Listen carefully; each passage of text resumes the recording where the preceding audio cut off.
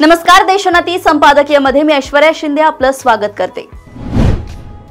माझ्या महाराष्ट्राचा शेतकरी जीन्सची पॅन्ट घालून ट्रॅक्टरने शेताची नांगरणी करणारा असावा, हे माझ्या महाराष्ट्राच्या समृद्धतेचे प्रतीक आहे, असे सांगत महाराष्ट्राच्या विकासाचा रोडमॅप राज ठाकरेंनी जनतेसमोर सादर केला।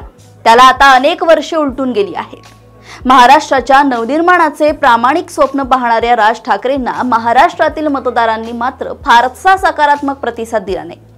कदाचित वारंवार बदलत जाणारी त्यांची राजकीय भूमिका हे त्यामागचे एक कारण असेल, परंतु एक बाब मात्र मान्य करावीच लागेल की महाराष्ट्र वैभवशाली करण्याचा राज ठाकरेंचा ध्यास राजकीय अपयशानंतरही कधी ढळला नाही। त्यासाठीच त्यांनी प्रसंगी सत्ताधाऱ्यांशी संघर्ष केला, तर प्रसंगी सत्ताधाऱ्यांसोबत जुळवून घेण्याचा प्रयत्न केला।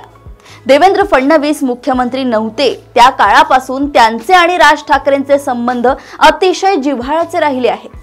प्रसंगी राजकीय भूमिकांचे त्यांच्यात टोकाचे वाद झाले असतील, परंतु दोघांचाही परस्परांबद्दलचा आदर कधीच कमी झाला नाही।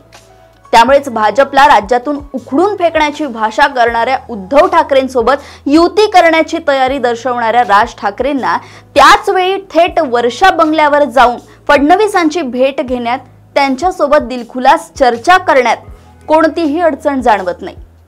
आताही गुरुवारी त्यांनी फडणवीसांसोबत त्यांच्या बंगल्यावर जाऊन चर्चा केली। या भेटीत त्यांनी वाहतूक कोंडी, पार्किंग आणि शहर नियोजनावर आधारित सविस्तर आराखडा मुख्यमंत्र्यांना सादर केल्याचं सांगितलं। ते म्हणतायत म्हणजे नक्कीच तसेच काही झाले असेल, परंतु आदल्या दिवशी मनसे उबाठा युतीला बेस्ट कर्मचारी पतसंस्थेच्या निवडणुकीत जोरदार झटका बसतो। अगदी आधीच्या काळात बहुमतात असलेला आणि मनसे सोबतच्या युतीने अधिक मजबूत झालेला पक्ष या निवडणुकीत भोपळी फोडू शकत नाही।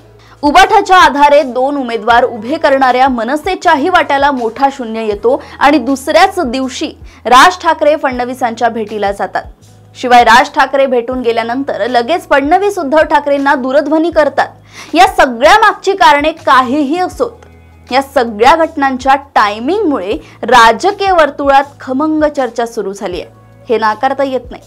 अशाच राजकीय घडामोडी व अपडेट सोबत पुन्हा भेटूया देशोन्नती संपादकीयमध्ये। बघत रहा देशोन्नती। नमस्कार।